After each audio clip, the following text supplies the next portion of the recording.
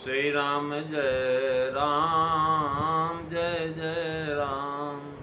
श्री राम जय राम, जय जय राम। बोलिए सियावर रामचंद्र भगवान की जय। वृंदावन बिहारी लाल की जय। उमापति महादेव की जय। पवन सुत हनुमान की जय। सब संतन की जय, सब भक्तन की जय। सच्चियाँ जोता वाली माता तेरी सदाई जय। बोल सनातन धर्म की जय। सदगुरुदेव महाराज की जय। नमो पार्वते पते हर हर महादेव। जय जय सीताराम। आदरणीय विद्वजन, श्रद्धारूपा देवियों एवं विश्वास रूपी कथा सुताओं, भगवत सानिध्य में भगवान का चरित्र श्रवण करने के लिए हम लोग उपस्थित हुए हैं। आइए थोड़ी देर भगवान के चरणों में ध्यान लगाते हुए भगवान के कुछ लीला चरित्रों का स्मरण करें।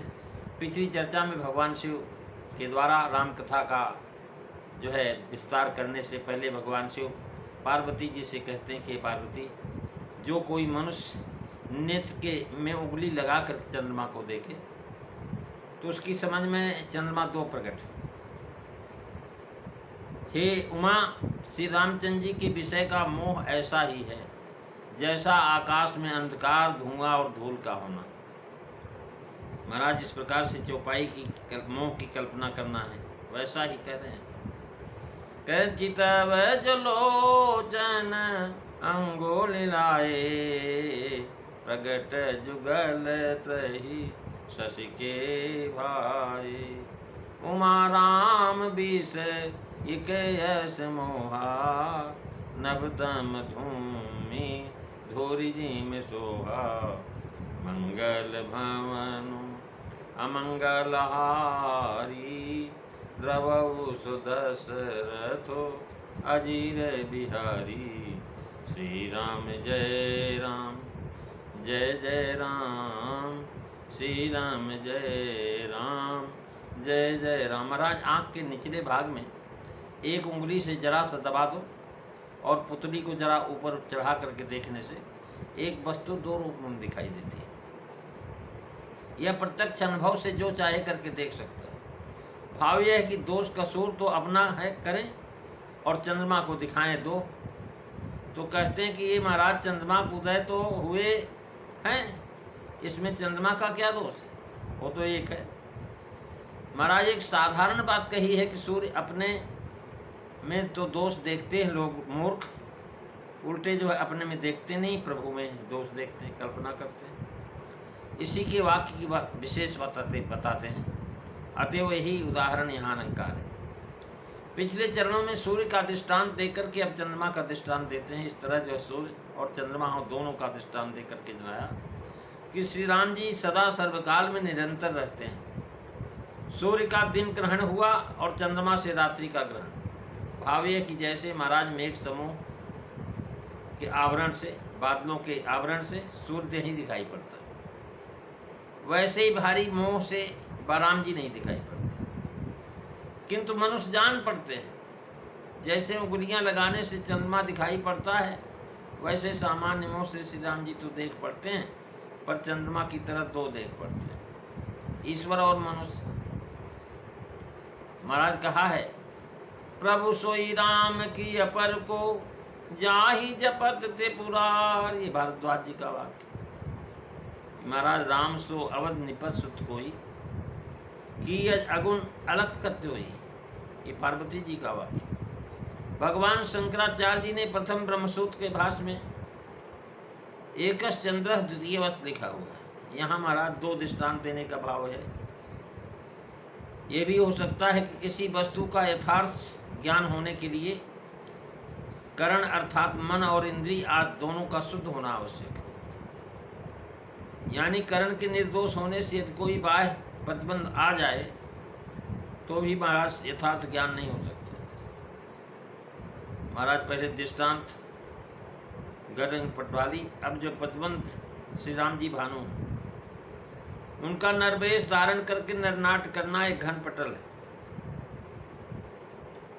इससे जनाया कि एक एक ही प्रतिबंध होने से वस्तुतः यथार्थ ज्ञान नहीं होता, और जहाँ अनेक प्रतिबंध हैं वहाँ तो वर्णन नहीं क्या कर सकते हैं। यानी जो है राजे महाराज प्रकट जुगल सस्ते के भाई। भाव यह कि जिसकी बुद्धि में द्वैत रहता उसके लिए संसार और भगवान अलग अलग दिखाई पड़ते हैं। अतः श्री राम जी के लिए तो मोह है ही कि जानकी की विरह में खोजते हैं, ये वृथा है। महाराज नेत्रों में उंगली लगाकर दोनों पुतलियों को सीध को ऊपर नीचे करके देखने से चंद्रमा की प्रतीत होती है। उस अवस्था को चंद्रमा की दो मान लीजिए, ये निसंदेह अज्ञान है। लेकिन दो चंद्र की प्रतीति होना अज्ञान नहीं, क्योंकि दर्शन सामग्री एवं देश भेद से चंद्रद्वय का प्रतीत होना साथ, यानी चक्ष गोलक के नेत्रियों को नेत्र इंद्रियों के एक सीधे से हट करके ऊपर और नीचे हो जाने से महाराज सामग्री दो हो जाती है। इस प्रकार सुमा राम विषयी कस मोहा। यहाँ राम जी के विषय में बताते हैं कि पार्वती जीव देखने वाले के संबंध में जैसा मोह है वैसा कह करके अब राम विषय मोह को कहते हैं, अर्थात जो श्री राम जी में प्रत्यक्ष मोह देख पड़ता है। जैसे कि सीता जी को खोजना, उनके विरह में विलाप करना, ये महाराज कैसा है सब बताते हैं। कि नवतम अर्थात धुआं और जो धूल आ जाने से आकाश साफ नहीं दिखाई पड़ता, सूर्य नहीं दिखाई पड़ते। तो इस प्रकार से महाराज जो है सीता जी के विरह में विलाप करना, खोजना, ये भगवान का विरह है। केवल महाराज क्या धूल और जो है धुआं आ गया, अर्थात मोह ऐसा है। यदि आकाश के द्वारा अंधकार, धुआं, धूली की शोभा कहनी होती तो महाराज सोहे बहुवचन कहते। यहाँ सोहा एक बात है, यानी इस प्रकार से बता रहे हैं कि महाराज ऐश्वर्य प्रकट होने से स्वांग की शोभा नहीं रह जाती। अगर पहले से कहानी का पता लग जाए तो रहस्य नहीं, आनंद नहीं आता।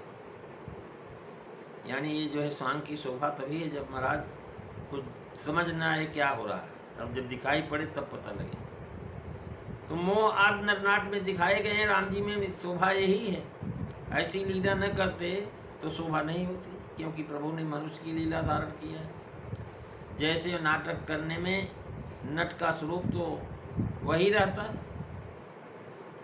लेकिन महाराज उसके जो भेष बदल जाते शोभा नहीं रह जाती। वैसे प्रभु के साधु नर नाट में लोग यह जान लेते हैं कि परब्रह्म है, तो फिर नरनाट कहाँ रहा। ऐश्वर्य न प्रकट हो, इसी विचार से शंकर जी समीप नहीं गए। दूर से प्रणाम किए भगवान को, गुप्त रूप अंतरे उपरम गए जान सबको, मैं जाऊंगा प्रणाम करूंगा सब लोग जान जाएंगे,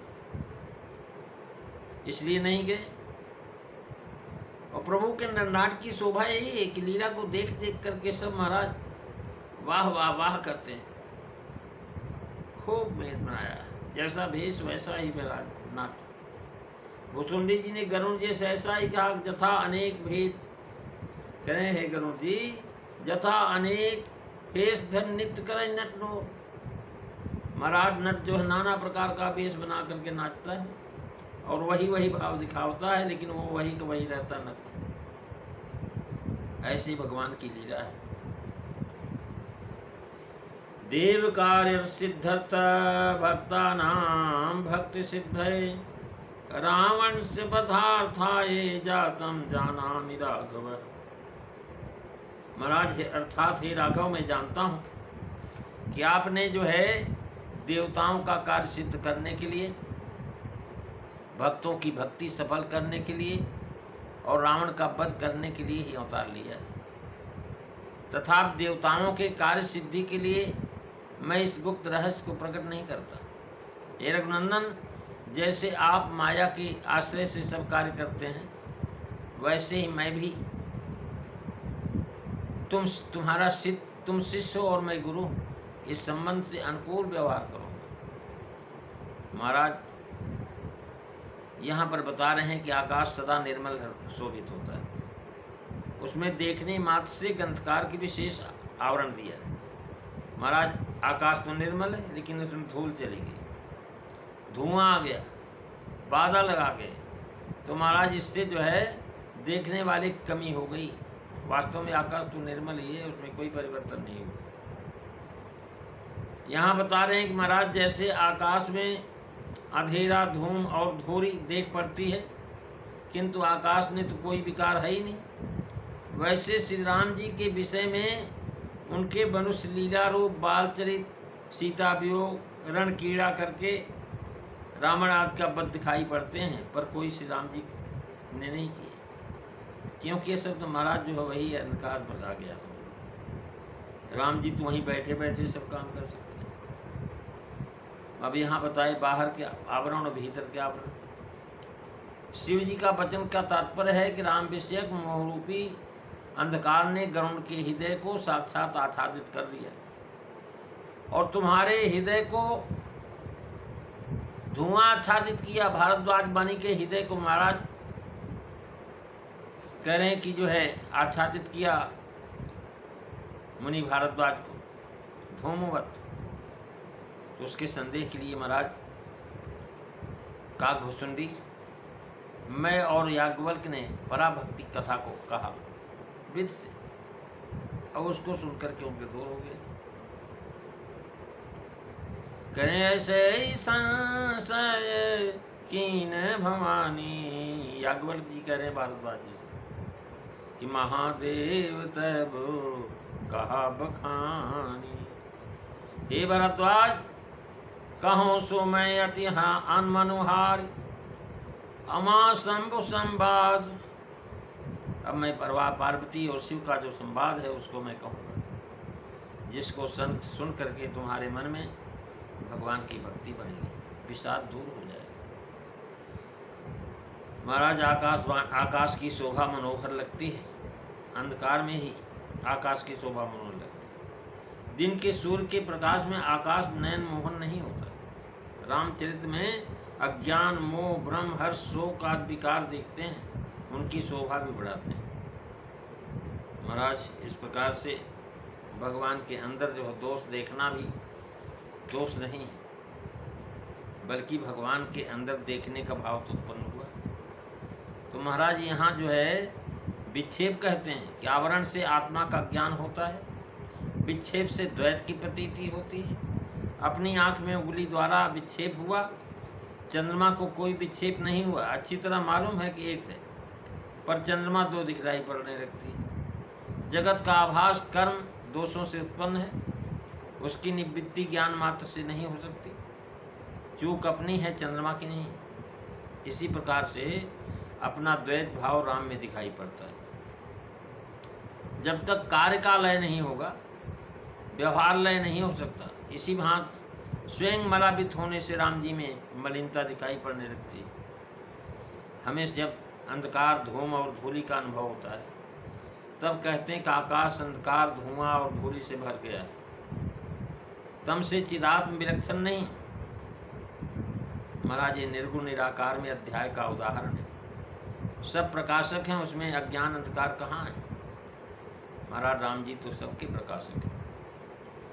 और कहते हैं आगे जो आप चर्चा सुनेंगे कि विषय करने में देवता, मनुष्य, जीव सब महाराज एक से एक जो विचित्र, लेकिन उन सब के विषयों को प्रकाशित करने वाले एक भगवान राम। प्रेमी सज्जनों, इसकी पूरी चर्चा आप अगली चौपाइयों में सुनेगा। आज बस इतना ही। बोलिए सियावर रामचंद्र भगवान की जय। श्री राम जय राम, जय जय राम। श्री राम जय राम, जय जय राम। बोलिए सियावर रामचंद्र भगवान की जय। जय सीताराम। सभी को